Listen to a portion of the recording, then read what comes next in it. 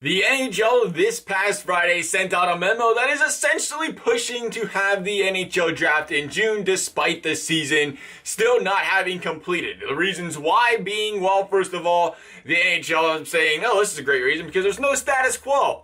There's no status quo for what's going on right now, so why not just make up some random rules, have an NHL draft? You know what else there is? There's also no status quo for unprecedented times like this where we don't have playoffs in April. Why don't we just give the Blue Jackets the Stanley Cup right now and just call it a season? I like that idea. But other things, it offers, they're saying, well, you're going to run into problems. So they're offering solutions with the conditional picks where you can allow teams to redo trades. And if they can't come up to an agreement, the NHL will step in to change the trade or make a ruling on these conditional picks. It's tough. That's tough. There's 10, 12 games left. There's 10, 12 games left, and a lot of conditional picks are if this team gets a top 10 pick or if this team makes playoffs, and so on and so forth. With 12 games left, teams fall out of playoffs. With 12 games left, teams fall out of or into the top 10 in draft spots, so it leaves a lot of questions there for whether or not teams would be willing to do that. They also said they'd go back to the old draft lottery as part of the format proposal. But last but not least, the real reason the NHL wants to have the lottery in June is because it would give the fans and people things to talk about, and or it would bring some publicity, some eyeballs to the NHL, and a little bit of money in the pockets where there's being no money generated right now because the sports aren't going on. So to me, there's nothing good about this. If you could not tell by the slight bias in reading off the benefits of the NHL draft being in June, I don't see anything here. The league is publicly coming out and saying to me that, hey, we don't care about the integrity of the game, period. We're looking for ways to get the name of the sport out there right now where there's not a lot of other stuff getting talked about, capitalize on it. Hey, I respect that. I respect the NHL trying to capitalize on making or bringing in more fans, engaging fans in a time like this. That's brilliant. That is great marketing 101. Do it.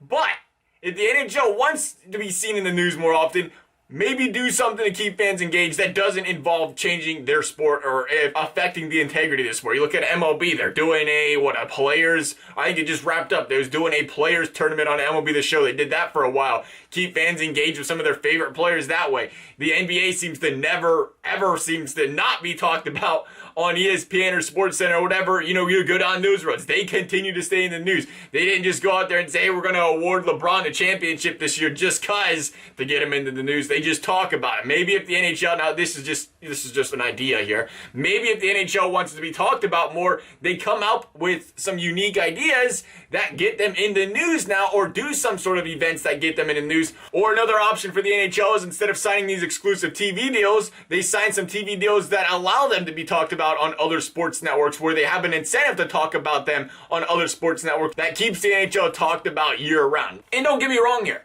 Do not mistake me. I want nothing more than to see the NHL to succeed. I want to see them prosper. I would love every single year. I'm thinking, man, ways the NHL could, grow their audience in the U.S. and become a more talked about sport around here. Get that publicity going. Get some more fire behind the NHL. It's a great sport to watch. It just doesn't have a lot of traction in the U.S. right now. Ways they can improve, that'd be fantastic. But make no mistake about it, with the draft and changing it in June, no. The draft every single year will affect multiple franchises for the next 15 years. I mean, just imagine a Stanley Cup winner this year picking 17th instead of 31st.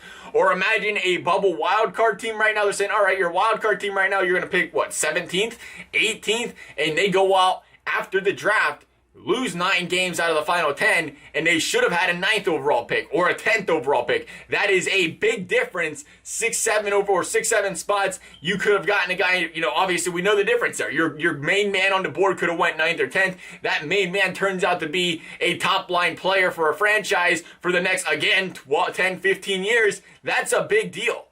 That is a big deal to say, okay, let's push the draft forward and who cares? It's not a big deal. It is a big deal.